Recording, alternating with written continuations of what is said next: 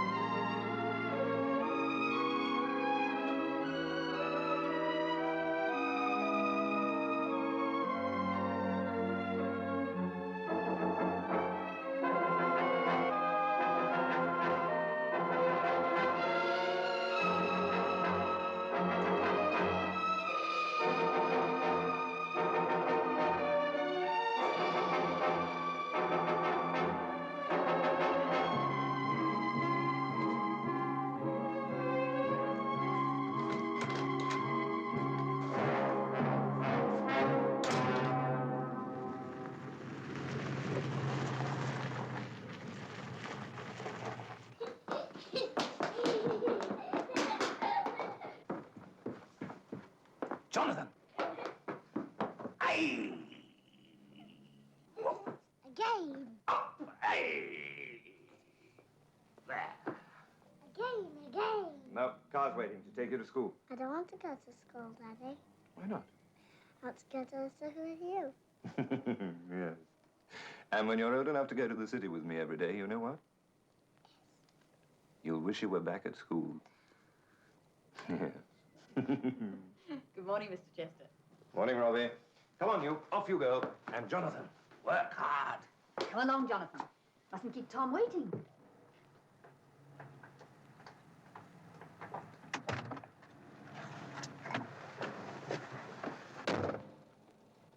Where's Tom this morning? He's had to go to the dentist, miss. I hate the dentist. Do you like the dentist? Nah, not much. Tom lets me start the car. It's the only way we can get him to school in the mornings. All right, miss.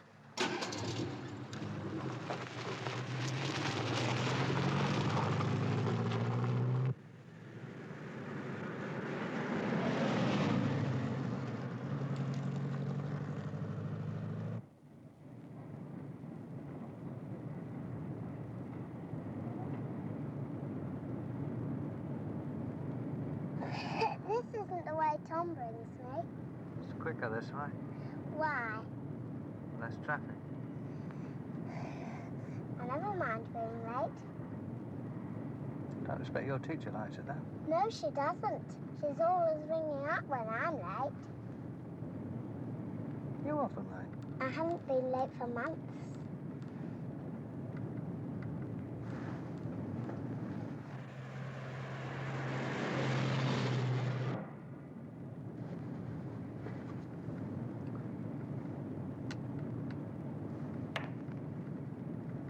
Oh, damn. What's wrong? Dropped my key. What key? It's the key to the garage door. I can't get the car in without it. Do you mind looking for it? It must be down there somewhere. Oh. I found something. What? A half-crown. Oh, well, you can keep that now. You go down there. You go and find my key.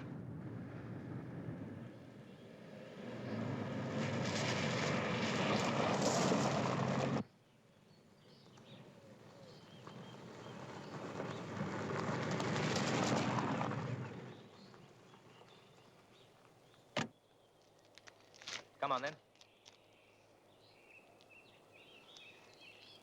This isn't the school. No, but I got to pick up another key. Like to help me look for it, would you? Yes. Yes.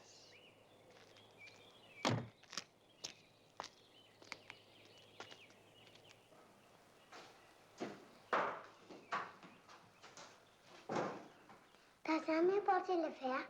No, not at the moment. Key's upstairs. Do you want to see upstairs? Yes. Yes.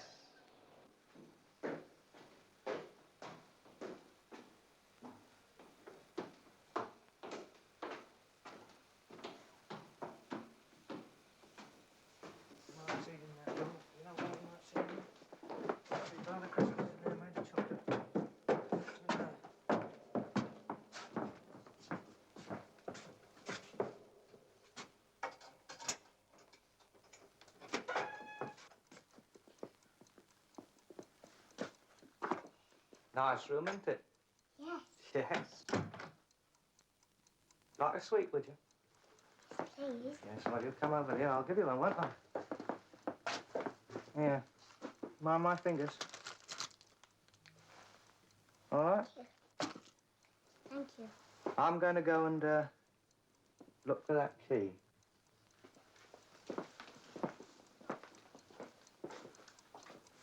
You're going to be all right here, are you?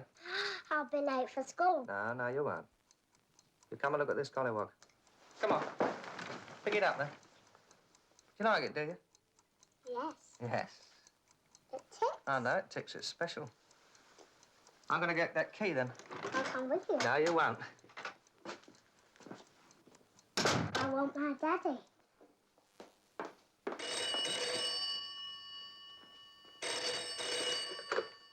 Yes? Yes, it is. Are you sure? Well, he left at the usual time.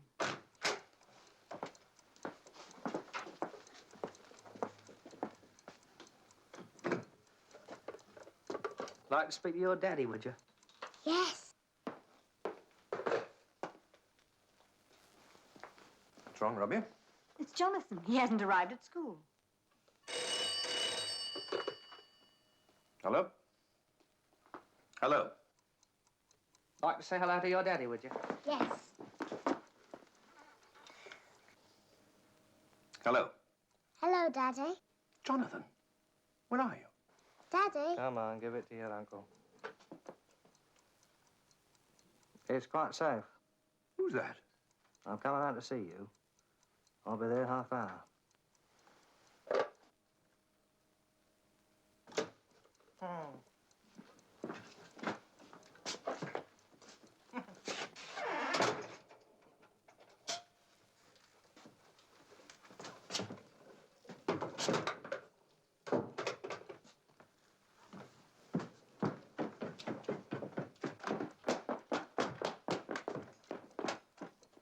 Daddy! Daddy!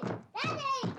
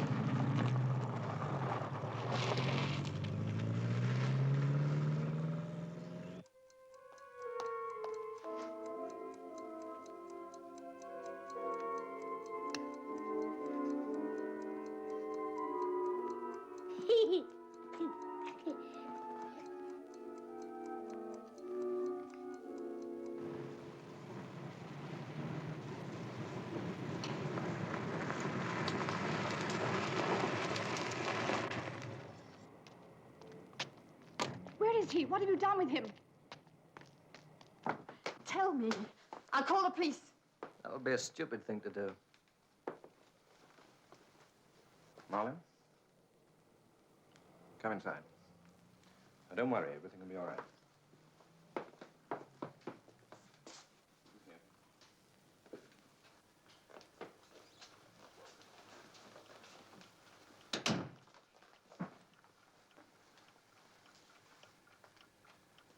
Your wife?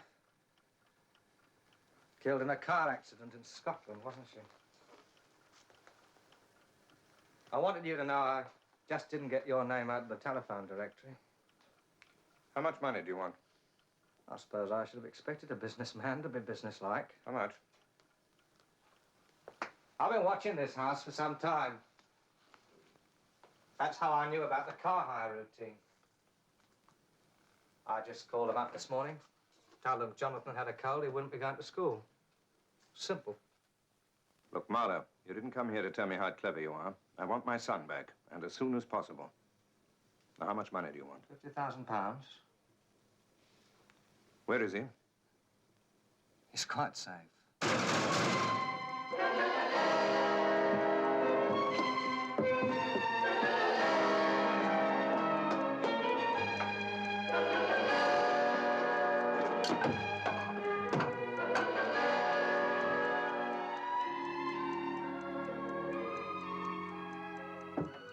Let's look out of the window, Golly.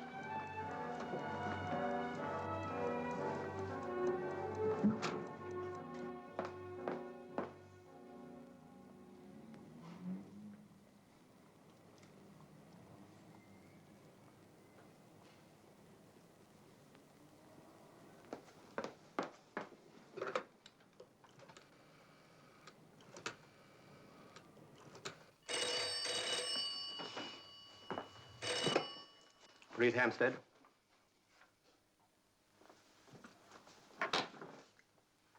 You're sure he's still in the house? Address? Your name? Robinson? Right. Just keep calm. We'll send somebody over straight away. Jackson. Yes, Sarge. Take over this desk here for a minute, will you? Right. Yes? A suspected kidnapping case has just come in, sir. Address? Chester. Anthony Chester. Well, that'd be him, sir. Did he report it? No, sir, the nanny, Miss Robinson. She was a little hysterical. She said the kidnapper was in the house. Priority. Get me Scotland Yard.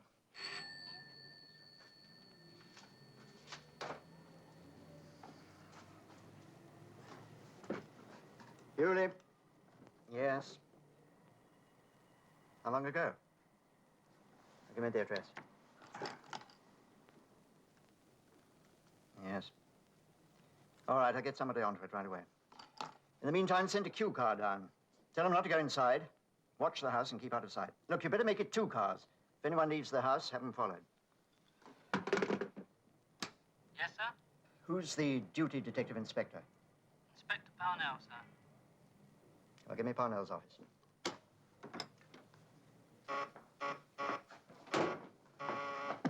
Yes? Parnell there. Not at the moment, sir. He's at Cannon Row, the smash and grab job. 14 Winnington Road, N2. Suspected kidnapping case. The local police are keeping the house under observation. I want Parnell to drop everything and get over there right away. Yes, sir.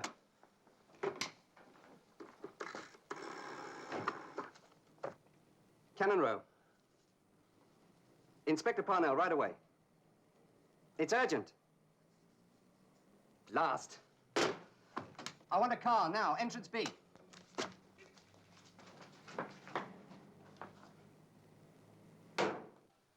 How's the memory, Smiley? Coming back, is it? Well, let's give it a little jog, shall we? Now, you were the lookout. You were standing outside the shop when the car drives up. Stolen, of course. You didn't steal it, did you, Smiley? No. Well, it was stolen. That's something established. Now, one man stayed in the driving seat. That was Jerry Saunders. The other... I'm admitting nothing. Jerry Saunders was seen. We'll pick him up sooner or later. In the meantime, you're going to help us fit the last piece of the puzzle into place. The man who got out of the car. The man who smashed that window and took all that very expensive jewelry. That's the man we want, isn't it? What's his name, Smiley? Are you frightened, Smiley? What are you frightened of? The man was wearing a grey overcoat with the collar turned up, dark hair. He's the one you're frightened of, isn't he? He's the one who promised you a going over if you talked. Well, you tell us who he is, we'll pick him up and send him to prison. He can't hurt you in there, can he? He's got friends. We'll protect you. You don't have to worry about them. Don't I? They'll smash my face in and you know it.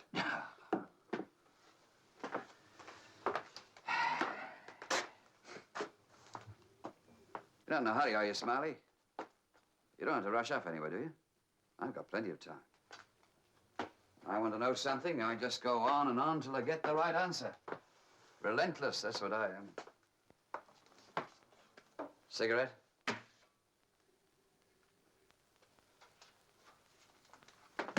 Who was he, Smiley? The other man, the man you're frightened of. Who was he? His name? And when you're wasting time, Smiley, I want to know who he is. His name. You're frightened of him, I'll make you damn sight more frightened of me. His name, Smiley, his name.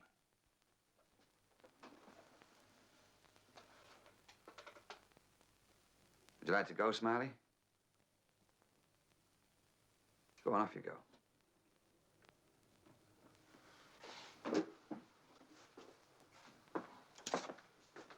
Those friends of yours, the ones you're so frightened of, they'll probably be waiting outside for you.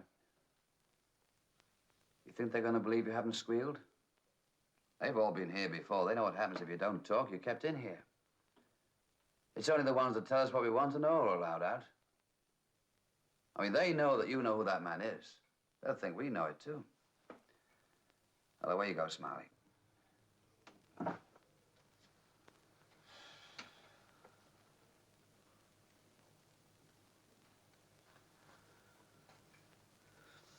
Tom Laker.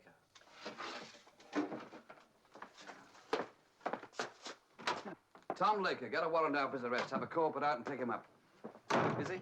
Just finished. You feel like a drive over to Hampstead? No, not today. Meeting the wife for lunch. What about him? Book him for withholding information. Lock him up. You better start thinking about sandwiches. We've got work to do. There's a car waiting outside. Anything less than murder can wait till after lunch. Kidnapping. 2 chicken and 1 salami. I'll see you in the car. Right. It's always an emergency. Riverside 1707. Hello? Maggie, can't make it for lunch tomorrow, huh? I seem to have heard that somewhere before. Yesterday. This time I promised faithfully. Cross my heart and hope to die. Well, don't die before tonight. We've got friends coming. I promised them you'd be here. We'll order the caviar. I'll be home on the dot of 6. Goodbye. Bye.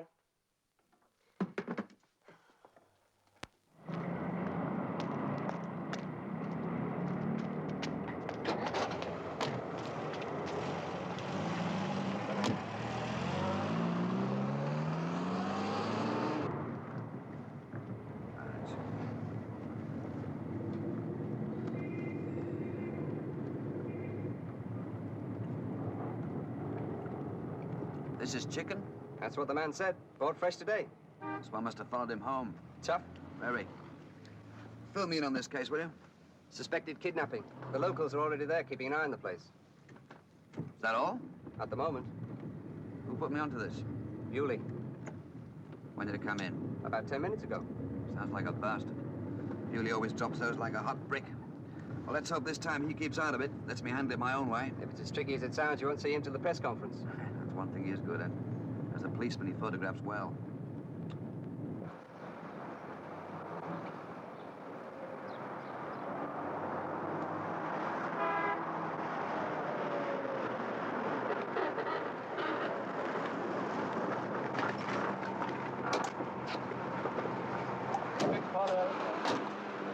At the house? Yes, that's the kidnapper's car in the driveway. He used it to pick the boy up this morning, posing as the hired car that takes him to school.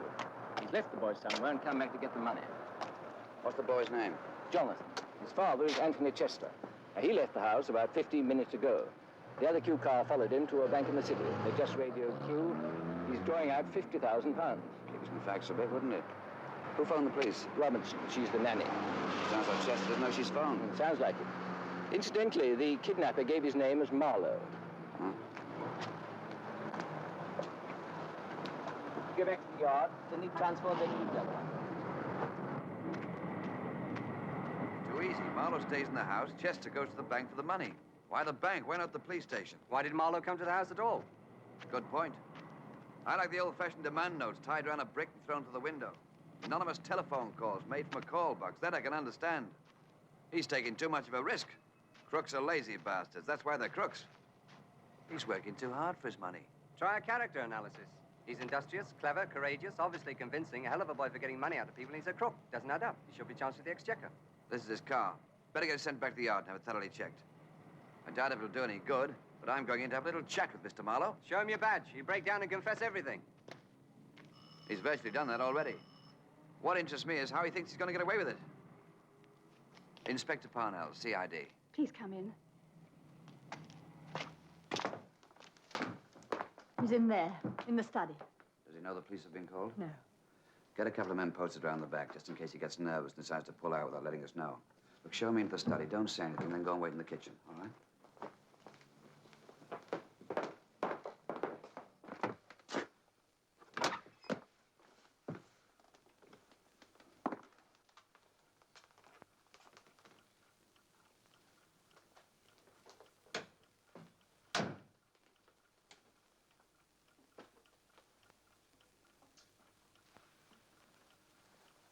Waiting for Chester, are you? I'm waiting for him. I got business with him. Shouldn't take long.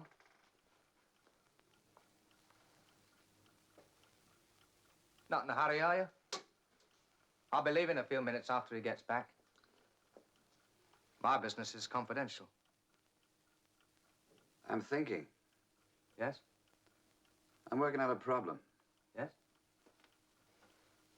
Are you any good at problems? You might be able to help me. Anyone can kidnap a child. That's easy. Just walk out in the street, grab them, put them away somewhere the police won't be able to find them. Simple. Well, now we come to the tricky bit. Collecting the money and getting away with it. Let's be more specific. How do we exchange the child for the money and get out before the police catch up with you?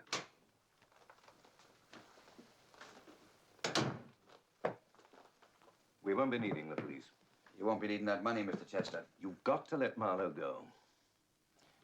Tell him. His little boy's in a room somewhere in London. He's playing with a gollywog. Inside the gollywog's a time bomb. Just like this one.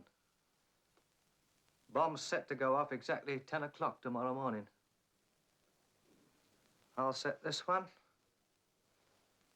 1 minute.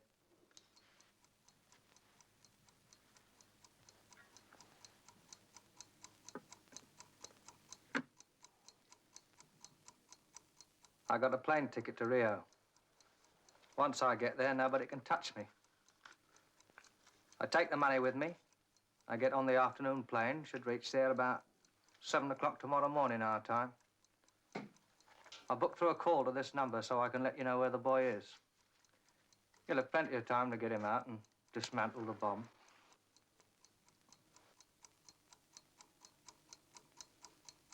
Principle of the bomb's very simple. Works like an ordinary alarm clock. When the mechanism reaches the time for detonation, it releases a capsule containing acid onto a thin metal plate. This, in turn, burns through the plate, makes the electrical contact, releases the charge. The acid's been released. It'll take 20 seconds to burn through.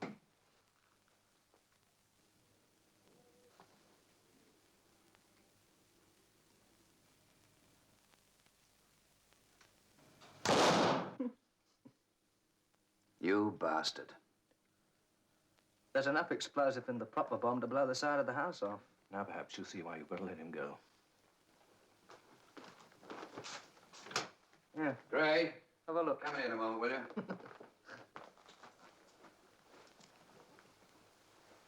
Get this down to the lab. I want it checked thoroughly. Details of how it works. Special attention to the timing device and method of detonation. I want to know where the components came from. Well, I should sit down, gentlemen. We're going to be here for some time. Marlowe's going. He's taking the money, and he's going. He stays. If I don't bring charges against this man, you can't arrest him or stop him leaving the country. I don't need the police involved in this. But we are involved. That's our job. The man's a criminal. He's committed a criminal offense. I'm a policeman. I don't like that. He's going to jail. At first, he's going to tell us where he's hidden your son. And you're wrong about arresting him. I can do that any time I like. You're also wrong about him leaving the country. He's not even going to leave this house. All right, I've not got time to waste arguing with you. I'm going to have you taken off this case. Go ahead. What rank do you hold? Detective Inspector. Scotland Yard, I want Assistant Commissioner Bewley. It's Anthony Chester speaking. Bewley? Chester here.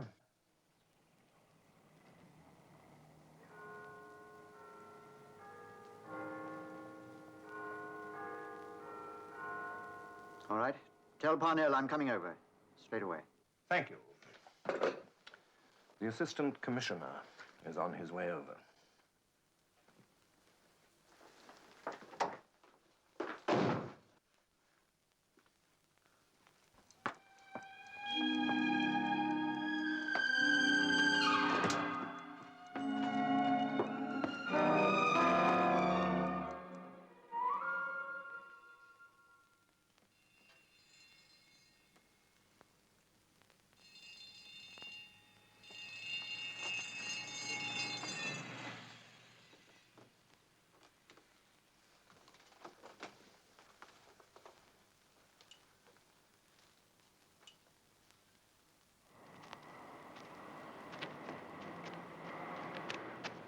Got the report back on the car. There's only the two sets of prints, Marlowe's and the boys. We checked Marlowe's against the file. There's no record.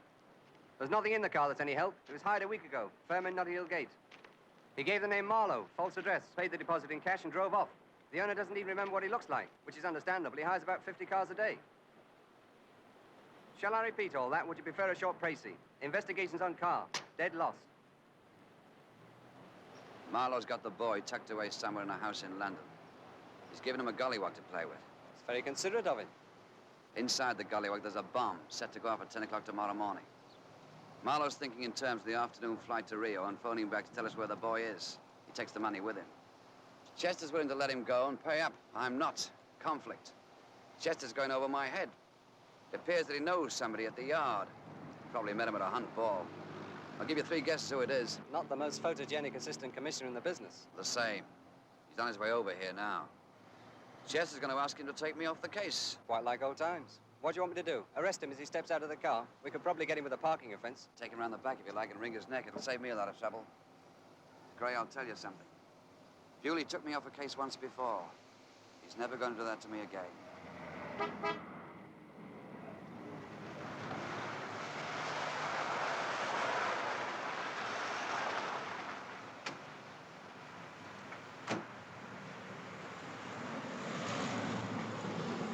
Just a moment, Parnell. I want to talk to Chester alone. I'll call you when I want you.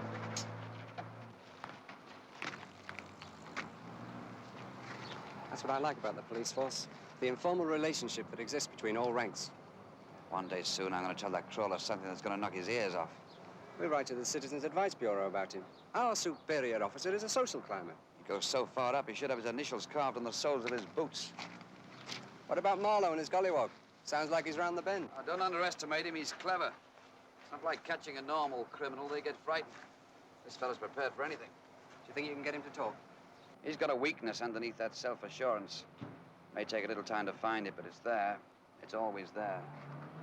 You know, you can spend hours questioning someone, getting nowhere, covering the same old ground over and over again, searching for that one phrase, that one word that'll spark them up. When you find it, it's like hitting a nerve.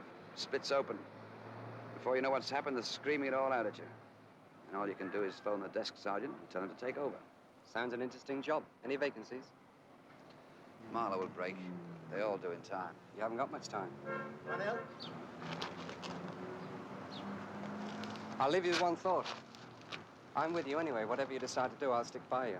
But don't get bogged down. By refusing to let Marlowe go, who are you protecting? The boy?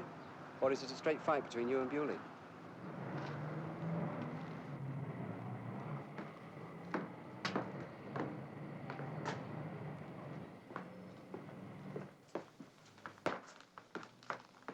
You believe this story about the bomb? Yes, I've seen the demonstration model.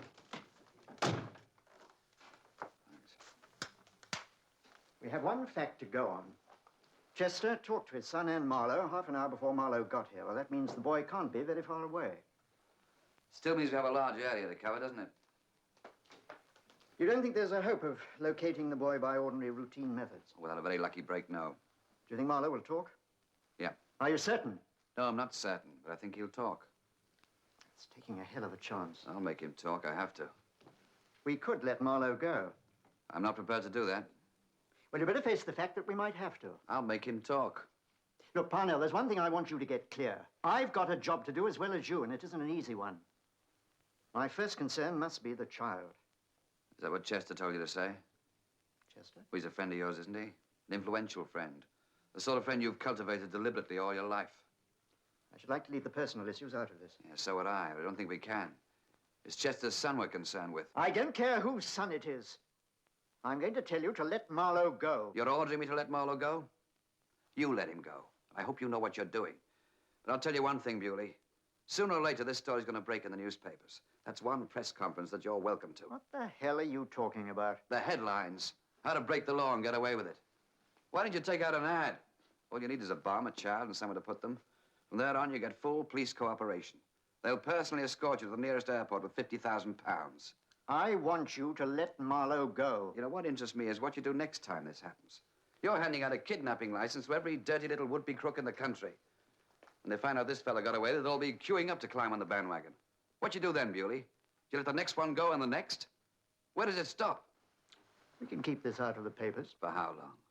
Now, come on, Bewley. You know more about the papers than most people. You'll never keep this quiet. Apart from the people that know already, the police and the nanny, what about Chester? With his boy locked up with a time bomb, the money's not important. But later, when and if he gets his son home safely, that money's going to start hurting him. He's going to want to do something about it. I don't care how rich he is. He's going to try and get his 50,000 quid back. That's when the story breaks. I'm sorry, Parnell. We'll have to chance that. The one thing we can't take a chance on is letting that little boy die. Don't you see? That's what he's banking on. That's why he didn't do it the conventional way. That's why he's sitting confidently in the other room, hoping he's got someone like you in charge. Someone will get frightened and won't let him go. Holding on to Marlowe is too big a risk. It's part of our job, taking risks. Every time a policeman walks into a room unarmed and faces a loaded revolver, he's taking a risk. That boy is an innocent member of the public. It's our job to save his life. A policeman does his job because he's paid for doing it. Nobody faces a loaded gun for 15 quid a week. It's not just that.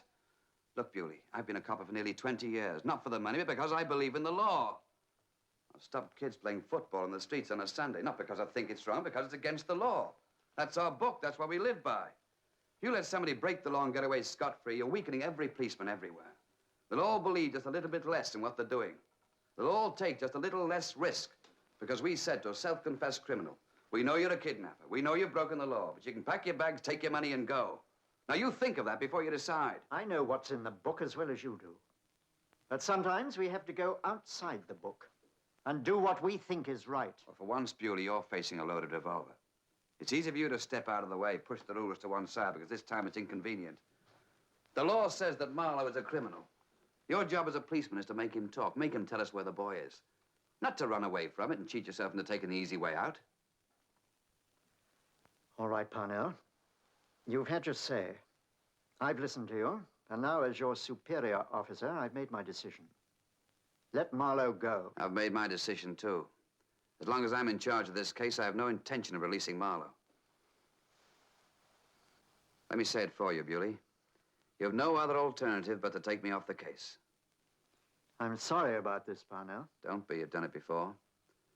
You're also saving yourself a lot of trouble and possible embarrassment next time you happen to be out to dinner with Chester or some of his friends. But you're doing something else, too, Bewley. You're personally taking responsibility for the safety of Chester's son. You see, Bewley, it might not be the easy way out. Marlowe may be playing it dead safe. He may have already killed the boy. I thought you believed Marlowe's story. You know how many kidnappers start off as kidnappers and become murderers. For every child we get back alive, 3 will be dead when they're found. They got troublesome, they cried at the wrong time. They can identify places and people. I mean, I believe Marlowe's story, but we can't afford to ignore the possibilities. Admittedly, I can't guarantee that I can make Marlowe talk. But can you guarantee that you can make him phone from Rio and tell us where the boy is? Once he's safely out of the country, he'll have nothing to lose by telling us. Nothing to gain either. You know, I learned something very early on. Never apply to a criminal the same standards you would to yourself. They're not reasonable people. Now, take this man, for instance. He admits he's locked a little boy in a room with a time bomb sewn inside a gollywog. Does that sound like a reasonable man to you? It's an odd man, a nut. Nobody knows what he'll do, what he won't do. I wouldn't stake a penny on the possibility of him phoning from anywhere at any time. I've ordered you to let Marlowe go. I think that's the right thing to do. You've refused. Fine. Handle the case your way. But I want you to get one thing clear. You take responsibility for that boy's safety. If anything goes wrong, I hold you personally responsible.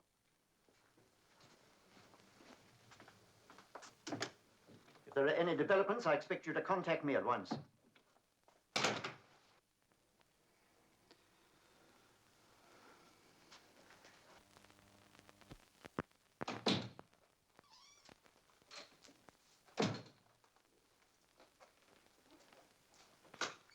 You can forget your trip to Rio. The money goes back to the bank. You stay.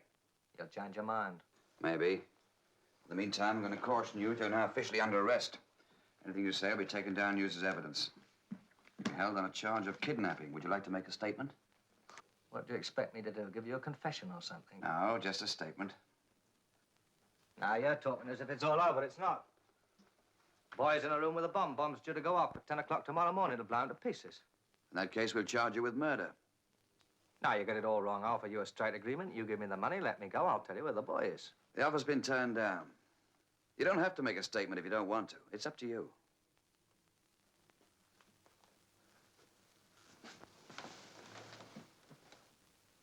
I'm not going to make you no statement. Good. That saves me the trouble of taking it all down in longhand anyway. It's only fair to warn you that if that boy dies, they'll hang you. You're going to let him die, are you? Well, you decide that. You're the only one who knows where he is. I'm not going to tell you where the boy is. So I've gathered. You know, I was watching this house for some time. I had to make up my mind what would happen if somebody called the police. You know what my reaction to that would be. I decided I'd stick to my terms. So either you give me the money and you let me go to Rio, or the little boy will die. It's as simple as that.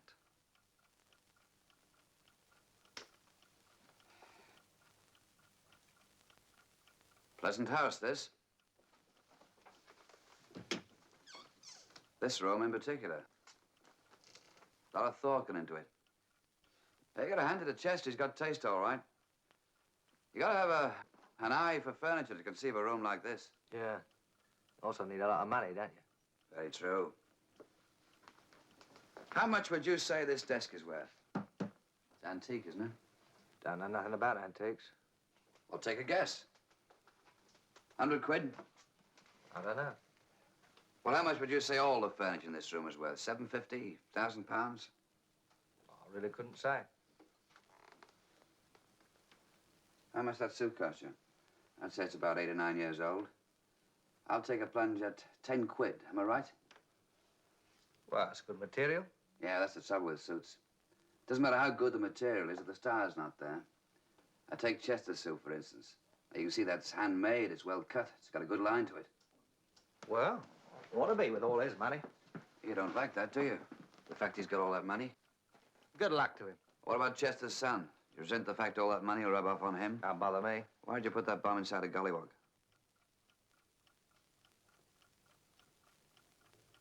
My plane leaves 5:30. That's about 3.5 hours from now. Did you buy the ticket or just reserve it? Oh, I reserved it. I paid for it at the airport. With the money you take from Chester? Oh, yes. How did you learn about bombs? I mean, how did you know how to make that time bomb? Don't worry. It'll work all right. I don't doubt it. Where did you learn how to make it? I made it. That's enough. Why did you put it in a gollywog? No particular reason. Oh, there's always a reason. You put it in a gollywog. Why? Don't know why. You must have gone out specially to look for one. You must have had a reason. No, I just happened to see it in the shop. You also made a point of telling us it was a gollywog. And you could have said it was a toy or just simply said you left the bomb in the room. You made a point of telling us that the bomb was in the gollywog. So what? Well, I'm trying to find an explanation. Would have been much simpler and much safer to have put it in a cupboard or hidden it somewhere. I mean, you said yourself the bomb's powerful enough to blow the side of a house off. No need to go to all that trouble. I like gollywogs. Would have been more natural to choose something you didn't like. All right, then, I don't like gollywogs. I expect you had one when you were a child, didn't you? You're banking on the fact that Chester's little boy will do the same thing to us you did, carry it around and always have it near him. Anything you say. You're a weirdo, you are. Who gave it to you? Was it your mother? Why do you resent Chester's son? Why should I resent him? Because you weren't so well off when you were a child. You didn't live in surroundings like these. Who did give it to you? Was it your mother? Don't remember. Perhaps your mother gave it to you for your birthday, huh? Don't remember. I've mentioned your mother 3 times now. Each time you've avoided talking about her. Why? Oh, leave off, will you? Are you ashamed of her? My mother and my father are both dead. They were killed in the Blitz. Were you in London during the war? Yeah. Where'd you live? West London. Parents killed by a bomb? Yeah. Or dropped on the house? Yeah. Where were you? Why weren't you killed? Well, I was with a friend, wasn't I? Where? In the country. What'd your father do? He's in business. Your mother help him? Yes. What kind of business? You didn't like the business they ran, eh? It was their life, not mine. Did your father like you? Yeah, reasonable. Same build? Yes, I know. So your mother ran the business and your father helped? Can't remember. Your mother did give you that gollywog, didn't she? I don't know. Well, someone gave it you. It was your mum, wasn't it? Why don't you go and ask her? I thought she was dead. My plane leaves at 5:30. You want to save the little boy's life, I better be on it. I can't help you. I'm a policeman. I've got to stick by the law. The law says you stay here and stand trial for kidnapping. Maximum penalty, 12 years. Ah, thank you. You're an only child, Marlowe. Yeah. I had a very happy childhood. Nobody kicked me around. You ever met Chester before today? No, never. How'd you know about him? Well, I read about it in the papers. How'd you find his address? Directory of Directors, Public Library. You working entirely alone? No outside help? Well, I don't need any outside help. What you do for a living? Accounts clerk. In the city? Yeah, won't help you to know where it was, sir. I expect you're very good at your job, aren't you? Accurate, precise, well organized. Didn't like it much, sir. So you decided to retire at someone else's expense. Well, how's it feel to have someone's life in your hands, eh? A small boy who doesn't even know you. He's never done you any harm, probably even trusts you. My plane leaves 5:30. I've got to be there at 5 to check in. That's the little boy's mother. Yeah, I know that. Funny thing about mothers, you're always inclined to compare them to other people's, but they never seem to match up somehow. Perhaps it's because you know your own mother so well. Look at that portrait, Marlowe. Go on, look at it. Did your mother ever have a portrait painted? No. Why not? Put your mother in that frame. Now, she's in this room now. Does she have the same elegance, the same poise, the same dignity? Are you proud to look up and see her sitting there judging you? What's she saying, Marlowe? Are those eyes cold and bitter? Is she ashamed of you? Is the mouth hard and straight and condemning? What is it that's staring out at you? Benevolence or disgust? Affection or revulsion? Which is it, Marlowe? She wouldn't give a damn. Why not? Working clothes, working hands, there's nothing to go by. She's your mother. She brought you up, fed you, clothed you. She worked hard for her money. Yeah, she used to spend it all on herself. She used to drink it every night. Oh, she gave you things. She gave you that gollywog. Yeah, she gave me the gollywog. Come into my room with it late one night. Present she bought in a pub. Stinking of a drink. I had to kiss her for it. Then she took me down to see all her friends, all laughing, you know, all stinking of spirits. People being sick, all laughing, all pouring all over me. Yes. gave me the collywog. The boy didn't do this to you. Don't take it out on him. Now, we'll go and pick him up, shall we? There'll be no case against you. I'll see that you're looked after. Where's the boy, Marlowe? What's the address?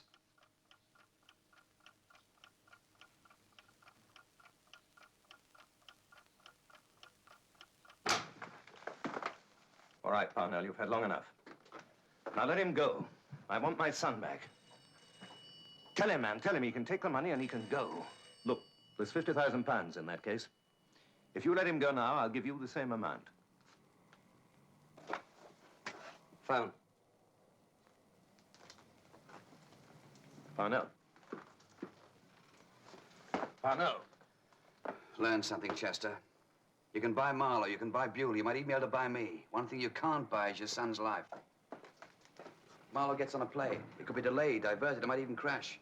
He has to drive to the airport. There could be a car accident. What are you going to do about that? Take out an insurance policy? Anything can happen once Marlowe leaves this house. He's the only man who can save your son's life.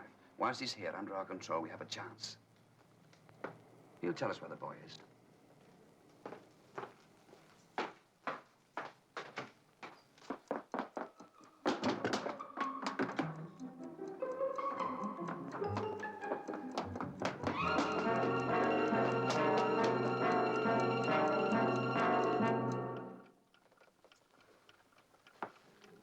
I can still get that plane.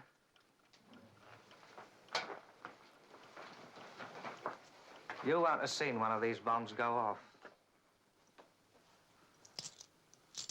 I did my national service in Cyprus. I was a clerk there. I used to have to keep track of all the troop movements, where they kept the tanks, the bombs, where the ammunition was, so forth. They used to have these big conferences. Right in the heat of the trouble, they had one of these big conferences, due to start just after lunch. Well, two of the generals were delayed, so the conference was held up. One of these terrorists, he put a bomb inside an attaché case in the conference room. There was only an orderly in there when it went off. They didn't find enough of him to bury.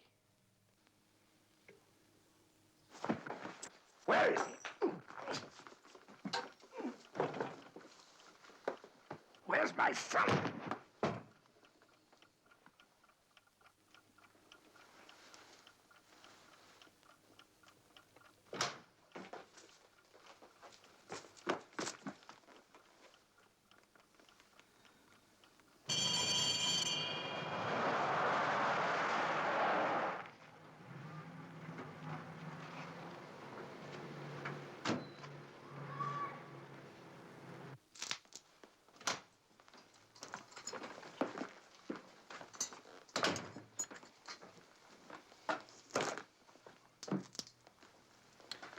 Look, Doctor, now you know the circumstances. Can't you just pump something into him to bring him round? I don't know yet.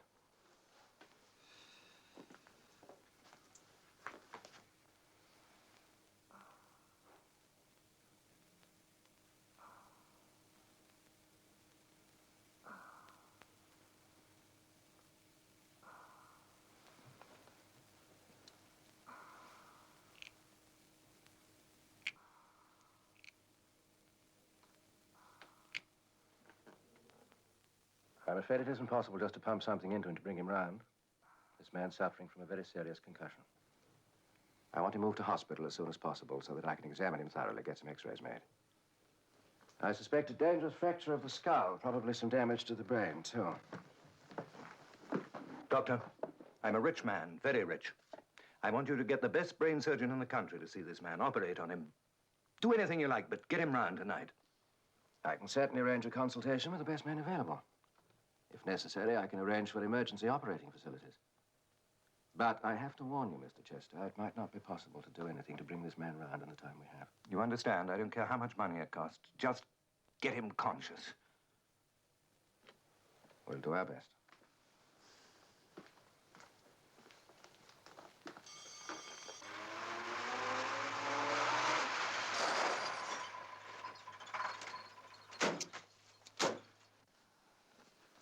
How long will it be before you know anything, Doctor? I'll get the x-rays done immediately. As soon as I've seen them, I'll contact you. Where will you be? I'm going back to the yard. I'll either be there or my office will know where I am. I'll ring you as soon as I got something. I want a plainclothesman to sit by Marlowe. I don't want him left alone for a minute. If he gets delirious, he may talk about the boy. Mightn't he? Yes. Yes, he might.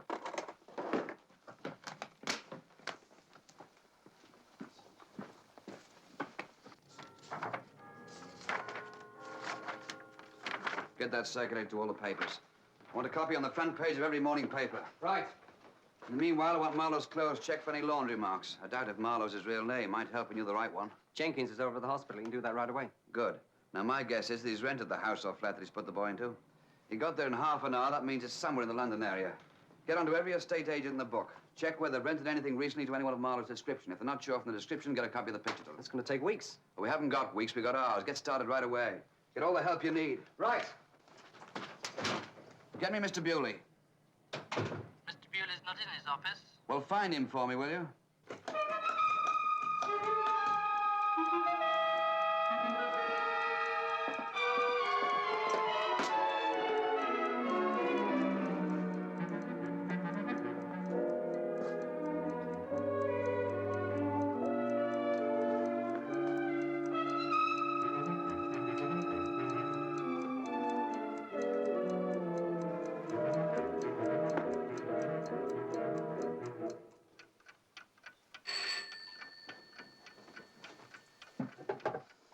Yes? Has Inspector Parnell left yet? It's your wife. Look, I won't be able to get there for dinner. In fact, I don't know when I'll get home. Expect me when you see me.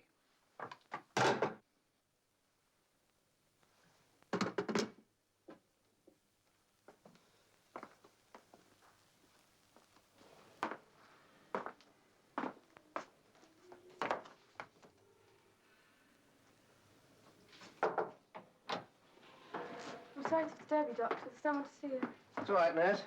Come in, Mr. Chester. Just got the x-rays. How bad is it? Very bad, I'm afraid. This is the place that's fractured. There's a piece of bone pressing into the brain. We'll have to remove it. But I don't think we can operate on him in his present condition. Specialist seen him yet? No, I'm waiting for him now. You mind if I wait? No, of course not. Scotland Yard, please. Oh, Parnell here.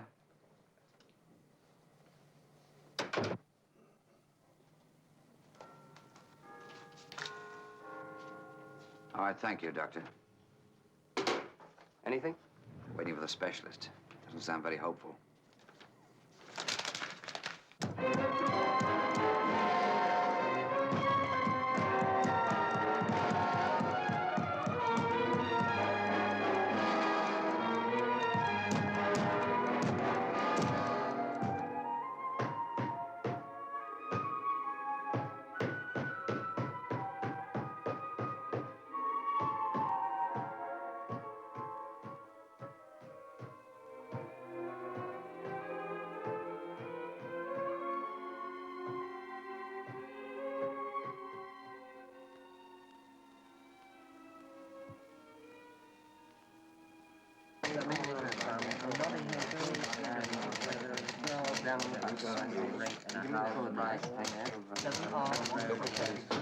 Routine check coming through. Check with control. Information for any cars in the vicinity west in there.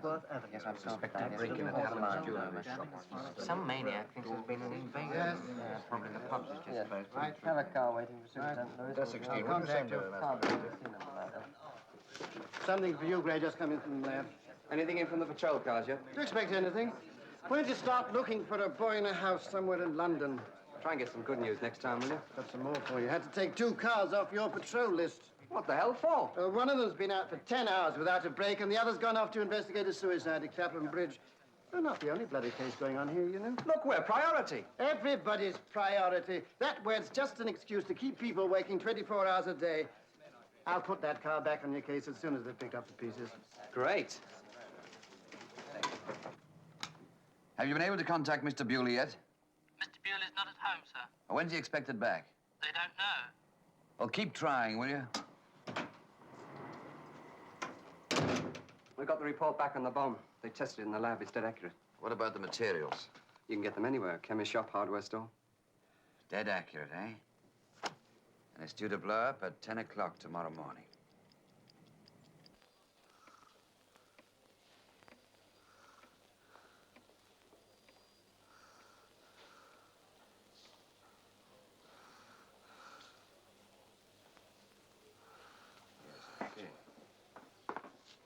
Have you any idea how long it'll be before he comes round? Impossible to say. He may come round at once. He may not come round for days.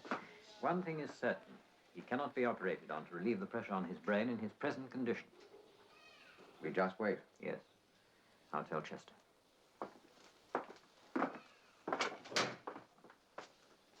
Scotland Yard, please. Parnell.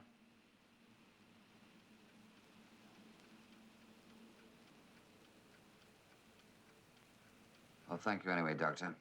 Good night. Specialist says nothing doing. I don't know when there will be. Huh? Mr. Bewley's still not home, sir. Okay. You should know better. Suppose I should. This is a case gone wrong. You won't get near Bewley till it's all over.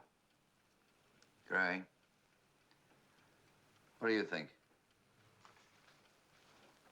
Marlowe's a coward. He would have broken. You know what I'd have done? I'd have brought him back to the yard and beaten the living daylights out of him until he told me where the boy was.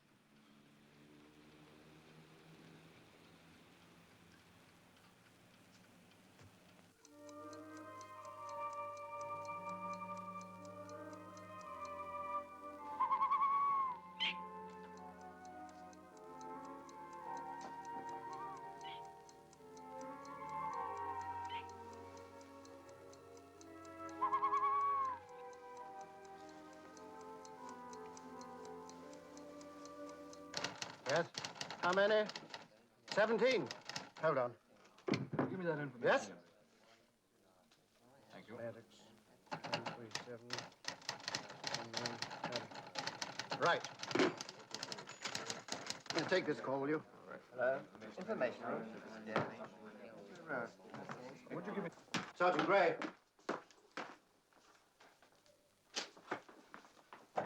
One of the laundry marks paid off. I'm Mrs. Maddox, 137 Westbourne Road, Paddington.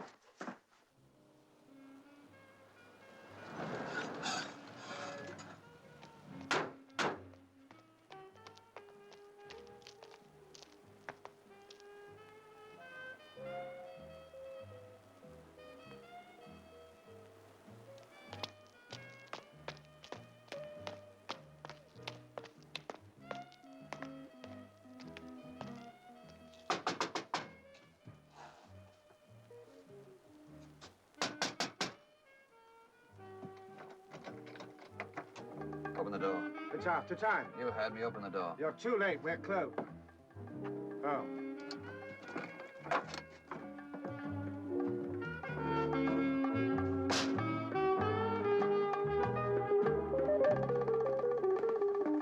I'm looking for Mrs. Maddox. Who do you want? Are you Mrs. Maddox? That's me, that's right. Everyone calls me Maisie. I don't know why. My name's Dorothy. Have a drink? Scotch, please. Well, what do you want? 5 shillings, please. You know these coppers are our guests. We can't charge for drinks at this time of night.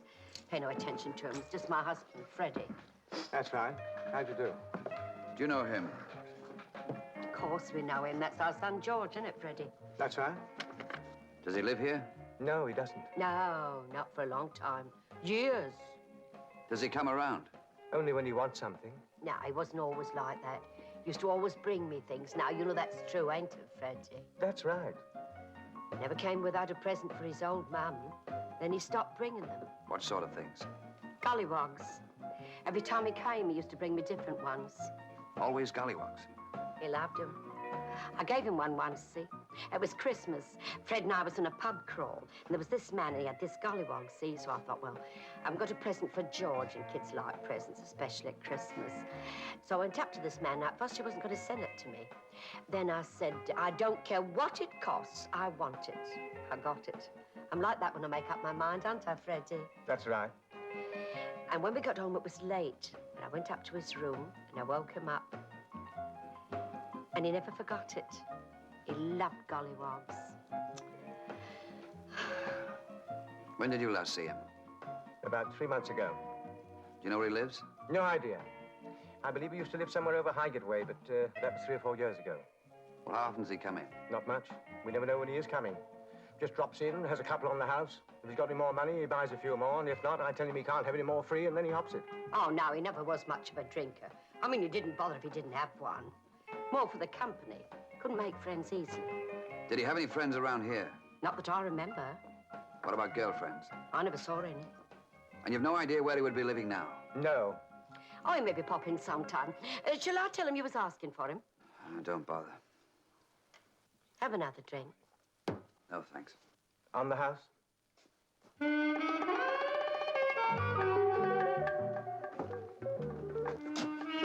Funny thing. What? They didn't even ask what we wanted him for.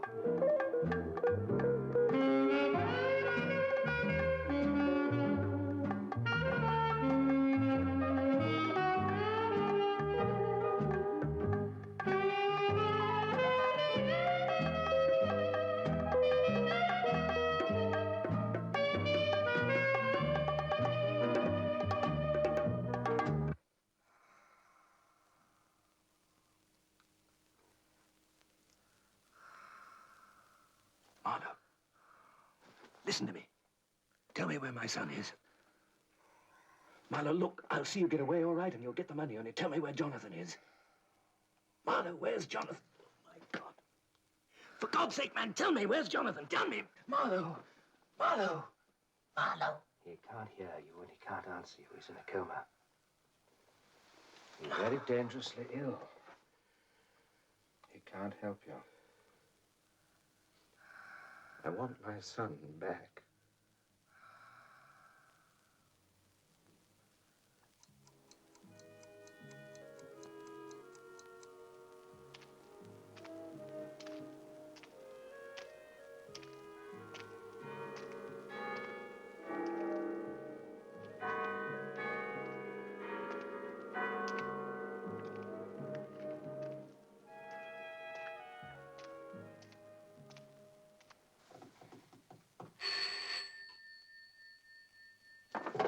Yes? Well, keep at it. Well, so what? We all need sleep.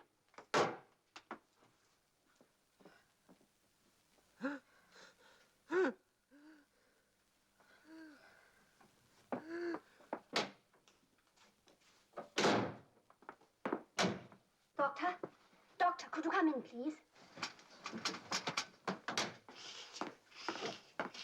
Doctor.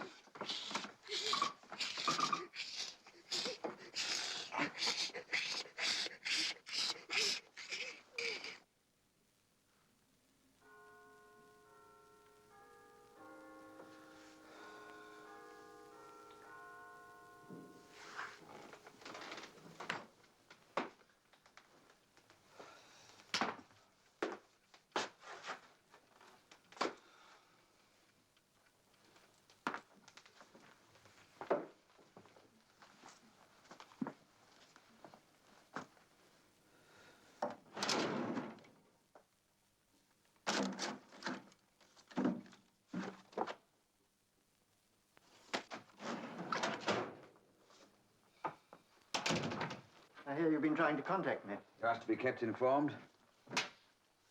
I've been getting hourly reports direct from the information room. Good. Then you'll be up to date with the situation. Yes, and I'm not very pleased with it. Who is? Chester's been on to the commissioner. The commissioner's asked for a full inquiry, and he's asked me to handle it. Great. When do we start? I don't think I like your attitude. Don't you realize that this is serious? Serious? I know just how serious it is. I've been working on this case all day. Time is passing. We haven't found the boy. As far as I can see, we're nowhere near to finding him. That's just how serious it is. What's the latest from the hospital? Very unlikely to be able to talk. So what do we do? Look, I've got every man that can be spared making every possible routine inquiry. I found Marlowe's parents. I've seen them. I've talked to them. Well? No, nothing doing. All we can do is wait and hope that one of the routine inquiries pays off. Someone, somewhere, must know this man. One of my men gets someone to recognize that photograph. It might lead somewhere. Until that happens, we wait. It's tough on Chester. I feel very sorry for Chester. I also feel very sorry for Chester's son. I'm full of feelings of sorrow for everybody involved in this case. When you came in, I was even beginning to feel sorry for myself. Hello, Parnell. Yes? Oh, Lord. Yes, I'm sure you did, Doctor. Thank you. Marlowe died 2 minutes ago without regaining consciousness. Now you haven't a hope in hell of finding that boy. That's a fair assessment of the situation. And how do you suggest I tell the commissioner about this? Well, that's your problem. Personally, I'm not interested. Then you better start getting interested. And quickly. He's already asked me to find out why you kept Marlowe in Chester's house, why you allowed Marlowe and Chester to remain alone together, why you let this whole situation get out of hand. I handled the case the way I thought best. I wanted to question Marlowe in those particular surroundings for a particular reason. What reason? It's not important now. I thought I could break him there more easily than I could in the local police station.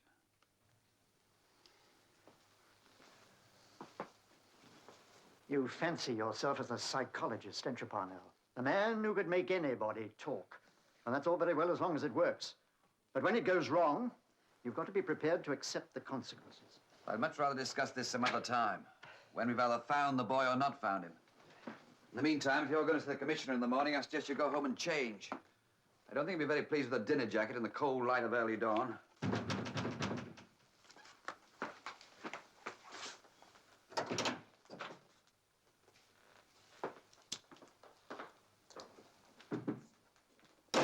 What's the playboy of the Western world doing here? Slumming.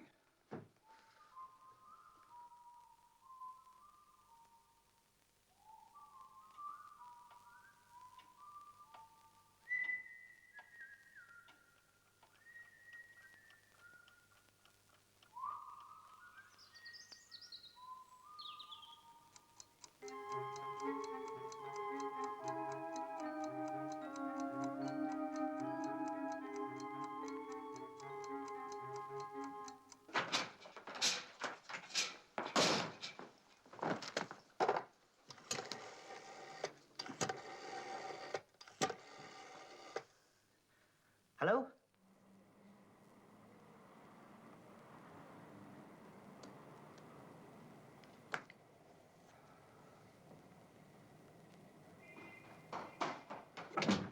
Parnell, we've got something. An estate agent in Chiswick.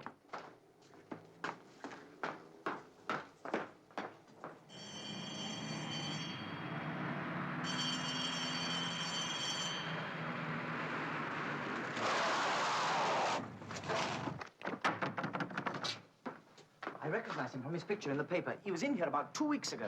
I'm sure it's the same man. Did he rent a house from you? I think so. I don't deal with houses. Mr. Tamplin handles that side of it. Where's he? He's usually here about 9:45. What's his home number?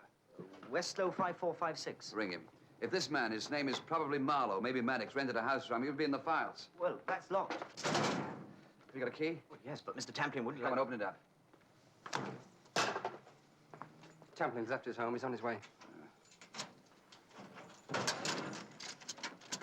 These are the recent lettings. It'll be in here.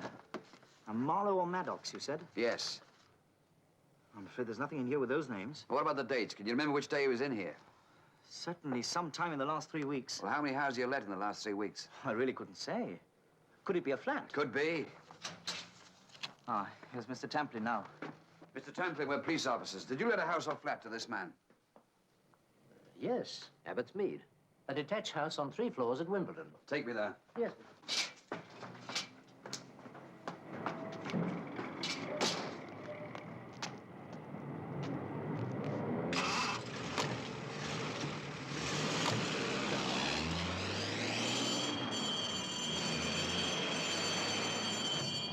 Follow instructions from Mr. Tamplin.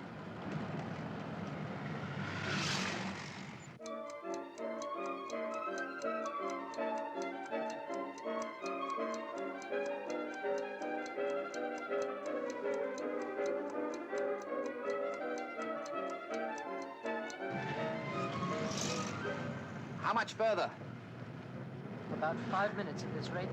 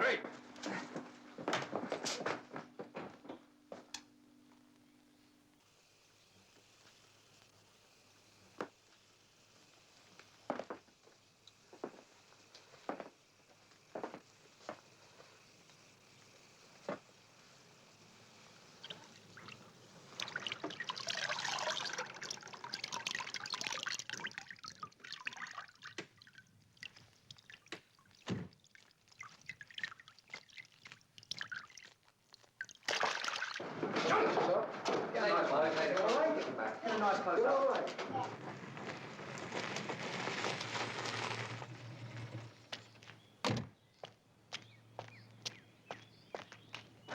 Can I have a statement, Mr. Bewley? Later, boys, later. Thank you. I'm sure Mr. Chester is anxious to get his son home as soon as possible. Hold it, sir. That's all right. Don't worry, son. Come along now. Now, stand back, boys. I'll give you a full statement later. Thank you very much, sir.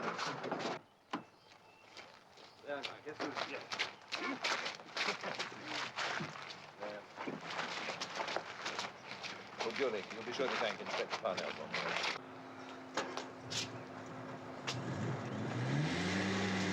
Good show, Parnell. Want to talk to the press? I'm going home to sleep for a week. You talk to them. You're better at it than I am. There's still one or two things to sort out. Will you be at the yard later? Go to hell. I want to see you in my office first thing tomorrow morning. May I have a statement now, Mr. Bewley, regarding this matter? Yes, sir.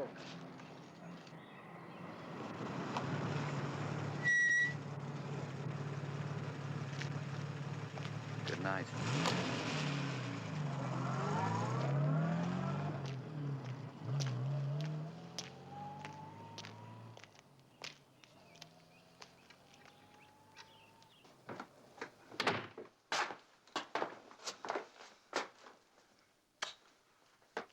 I'll get you some breakfast.